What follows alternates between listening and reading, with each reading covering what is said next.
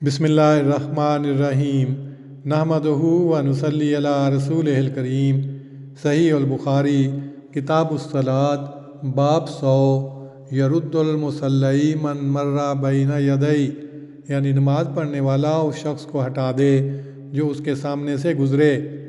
عنوان باب میں لکھا ہے، اور حضرت ابن عمر نے التحیات میں اور خانہ کعبہ میں آگے سے گزرنے والے کو ہٹا دیا اور کہا، اگر وہ نہ مانے بغیر اس کے کہ تم اس سے مقابلہ کرو تو پھر اس سے مقابلہ کرو۔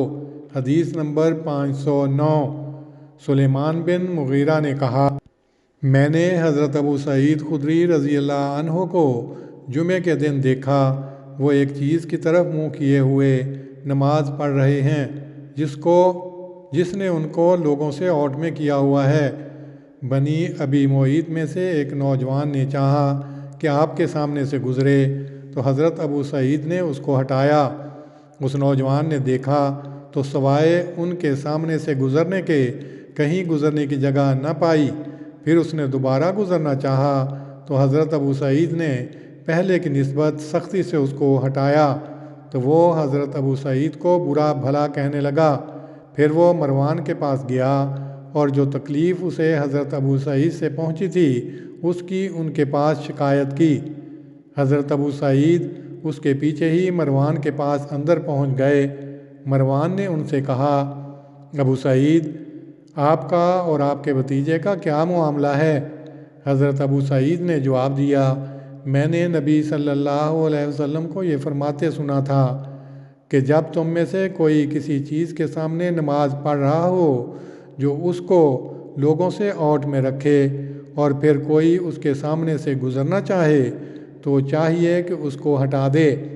اگر وہ انکار کرے تو پھر وہ اس کا مقابلہ کرے، کیونکہ وہ شیطان ہے۔ تشریح: سامنے سے گزرنے والے کو بحالت نماز ہی ہٹانے کا حکم ہے، جیسا کہ حضرت ابن عمر کا حوالہ دے کر باب کا عنوان واضح کر دیا گیا ہے۔ جملہ فی التشہد کی طرف متوجہ کر کے ان لوگوں کا رد کرنا مقصود ہے جن کا یہ خیال ہے کہ مقابلہ نماز سے فارغ ہو کر لے، اور جملہ فی الکعبہ سے عبد الرزاق کی روایت لا یقطع الصلاۃ بمکہ شیئا مد نظر رکھ کر اس خیال کی ضمناً تردید کی گئی ہے۔ ان ابا الا ان یقاتلہ فقاتلہ سے اسے ہٹانا مراد ہے، لڑنا مراد نہیں۔ لسان العرب نے لفظ قاتلہ اور قتال کے لغوی معنوں کی تشریح کرتے ہوئے اس حدیث کا بھی حوالہ دیا ہے اور اس کے یہ معنی کیے ہیں، یعنی اس کو اپنے سامنے سے ہٹا دے، اور قتال کے معنی مارنا ہی نہیں ہوا کرتا۔ اس باب میں دو روایتیں نقل کی گئی ہیں، ایک یونس بن عبید کی اور دوسری سلیمان بن مغیرہ کی۔ حضرت ابو سعید خدری کا سارا واقعہ سلیمان نے نقل کیا ہے۔ یونس کی روایت میں صرف اسی قدر ہے، قال النبی صلی اللہ علیہ وسلم اذا صلی احدکم الی شیء یسترہ فانما هو شیطان۔ اس روایت میں گزرنے والے کو نبی صلی اللہ علیہ وسلم نے شیطان قرار دیا ہے، کیونکہ وہ نماز میں مخل ہوتا ہے اور روکنے سے نہیں رکتا۔ فَإِنْ أَبَىٰ فَلْيُقَاتِلْ سے معلوم ہوتا ہے کہ شیطان اسی شخص کو کہا گیا ہے جو پہلی دفعہ روکنے سے نہیں رکتا، گویا وہ ایک رنگ میں تمرد اور سرکشی اختیار کرتا ہے۔ شیطان کے معنی سرکش اور متمرد۔ باب 101 میں اس گناہ کی اہمیت بتلائی گئی ہے، جس سے معلوم ہوتا ہے کہ شارع اسلام صلی اللہ علیہ وسلم اطمینان سے نماز ادا کرنے اور اس اطمینان کے دور کرنے کو کتنا اہم سمجھتے تھے۔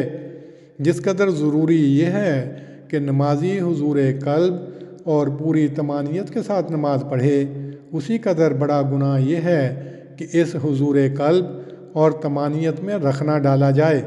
اس پر قیاس کیا جا سکتا ہے کہ جن لوگوں کے اپنے خیالات مجسم شیطان بن کر ان کی نمازوں کے آڑے آ رہے ہوتے ہیں، ان کی نمازیں کیا قیمت رکھتی ہیں۔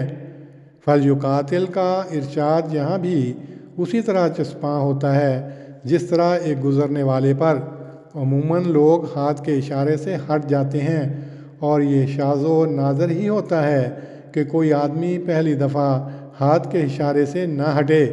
ایسی صورت میں نمازی کو اجازت ہے کہ وہ ایسے طریق سے ہاتھ سے ہٹا دے کہ گزرنے والے کو محسوس ہو کہ اس کے گزرنے کو ناپسند کیا جا رہا ہے۔ کبھی مسجد میں غیر معمولی ازدحام کے ہونے کی وجہ سے آنے جانے والوں کو خیال نہیں رہتا کہ ان کے آگے کوئی نماز پڑھ رہا ہے، اور ازدحام کی حالت میں اشارہ کرنے یا ہاتھ سے معمولی طور پر ہٹانے سے بھی بعض وقت گزرنے والے کو توجہ نہیں ہو سکتی۔ اس لیے ایسی صورت میں اجازت ہے کہ اس کو اتنے زور سے ہٹایا جائے کہ جس سے اس کو توجہ پیدا ہو۔ شریعت کے تمام احکام موقع اور محل کے ساتھ وابستہ ہوتے ہیں۔ وَفِي الْكَعْبَةِ کا جملہ جو عنوان میں نمایاں کر کے دکھایا گیا ہے، اس سے یہ بتلانا بھی مقصود ہے کہ حضرت ابن عمر کو ہٹانے کی جو ضرورت پیش آئی تھی وہ کعبہ میں آئی تھی، جہاں بڑا ہجوم تھا۔ غرض موقع و محل کو مد نظر رکھتے ہوئے لفظ قتال دفاع کے معنی میں استعمال کیا گیا ہے۔ دونوں لفظوں کا مفہوم ہٹانا ہے۔ ہاتھ کے اشارے سے بھی ہٹایا جاتا ہے اور ہاتھ کے ساتھ بھی۔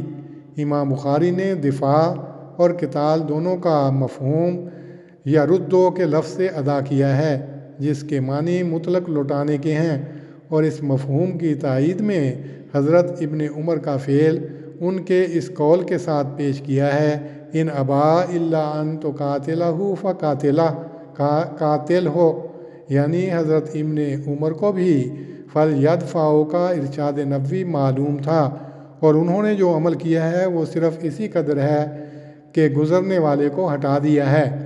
حضرت ابو سعید خدری نے بھی جو اس ارشاد نبوی کے راوی ہیں، زیادہ سے زیادہ جو کیا ہے وہ یہی ہے کہ پہلے معمولی طور پر ہٹایا ہے اور پھر نسبتاً سختی سے ہٹایا ہے، مکے وغیرہ نہیں مارے اور نہ دھکے دیے ہیں۔ اس سے معلوم ہوتا ہے کہ وہ اس ارشاد کے کیا معنی سمجھتے تھے۔ امام موصوف نے اسی تشریح کی خاطر عنوان باب میں لفظ یردو اختیار کیا ہے۔ چنانچہ امام ابن حجر نے امام موصوف کے خیال کی تائید میں علامہ قرطبی کی یہ تشریح نقل کی ہے، یعنی دفع سے مراد دھکا دینا نہیں بلکہ اشارہ اور نرمی اور مناسب طریق سے روکنا ہے۔ فَلْيُقَاتِلْهُ أَيْ يَزِيدَ فِي دَفْعِهِ الثَّانِي أَشَدَّ من الأول، اور قتال سے مراد یہ ہے کہ پہلے کی نسبت ذرا سختی سے اس کو ہٹائے، نہ یہ کہ دھکے دے کر ہنگامہ برپا کر دے، جس سے نہ صرف غرض مقصود ہی باطل ہو جاتی ہے بلکہ ایسا نمازی قانون شریعت کی خلاف ورزی کا مرتکب بن جاتا ہے۔ مذکورہ بالا ارشاد نبوی کا مقصد تو یہ ہے کہ کوئی گزرنے والا اس کی توجہ پراگندہ نہ کرے، مگر غالباً گزرنے والے سے توجہ اتنی پراگندہ نہیں ہوتی جتنا کہ زور سے دھکا دینے یا ہاتھا پائی سے، کیونکہ زور سے دھکا دینا اور غصے کے جذبے کا ابھرنا دونوں آپس میں لازم و ملزوم ہیں۔ ایسی صورت میں طمانینت نفس اور خیالات کی یکجہتی کہاں قائم رہ سکتی ہے؟ فرض کرو کہ وہ دھکا دینے پر بھی باز نہ آئے، تو کیا پھر فلیقاتل ہو کہ ارشاد کی تعمیل میں اس کے ساتھ گتم گتھا ہو جائے؟ اس سے نہ تو صرف اس کی نماز خراب ہوگی بلکہ مسجد میں ہنگامہ برپا کر کے دوسرے نمازیوں کی تشویش کا باعث بھی بنے گا، اور اس کا یہ ہنگامہ خود مسجد کے احترام کے بھی خلاف ہوگا۔ علاوہ ازیں ارشاد نبوی کا غلط مفہوم لینا شریعت کے بنیادی اصول کی بے حرمتی کرنا ہے۔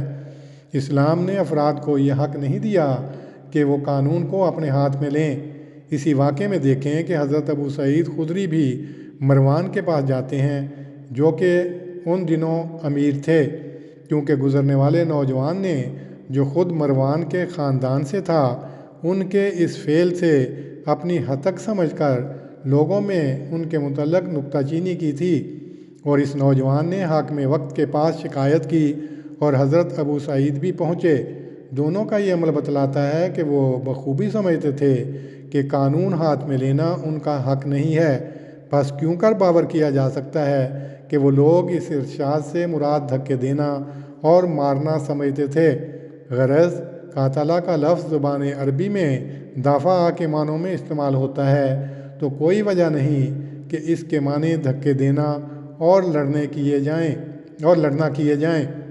صحابہ کرام نے کبھی یہ مفہوم نہیں لیا اور نہ اس پر اس طرح کا عمل کیا جیسا کہ آج کل بعض اوقات دیکھنے میں آتا ہے۔ اس باب سے پہلے امام بخاری باب 95 میں اس فاصلے کی تعیین کر چکے ہیں جو نمازی کے سترہ کے لیے از بس ضروری ہے۔ بس اگر کوئی شخص اتنے فاصلے سے گزر رہا ہو کہ نمازی کی توجہ نہیں بڑھتی تو آگے بڑھ کر اس کو ہٹانا شارع علیہ الصلاۃ والسلام کے منشا کے خلاف ہوگا۔ بسا اوقات انسان مجبور ہو جاتا ہے، وہ باہر جائے اور پیچھے نمازی ہوتا ہے تو وہ اندازہ کر کے گزر سکتا ہے۔ بسا اوقات انسان مجبور ہو جاتا ہے کہ وہ باہر جائے اور پیچھے نمازی ہوتا ہے تو وہ اندازہ کر کے گزر سکتا ہے۔ سترہ کے فاصلے کی تعیین کرنے کے بعد باب مذکورہ قائم کرنے سے یہی سمجھانا مقصود ہے کہ حد سے تجاوز نہ کیا جائے۔ اللہم صلی علی محمد وعلی آل محمد کما صلیت علی ابراہیم وعلی آل ابراہیم انک حمید مجید۔ اللہم بارک علی محمد وعلی آل محمد کما بارکت علی ابراہیم وعلی آل ابراہیم انک حمید مجید۔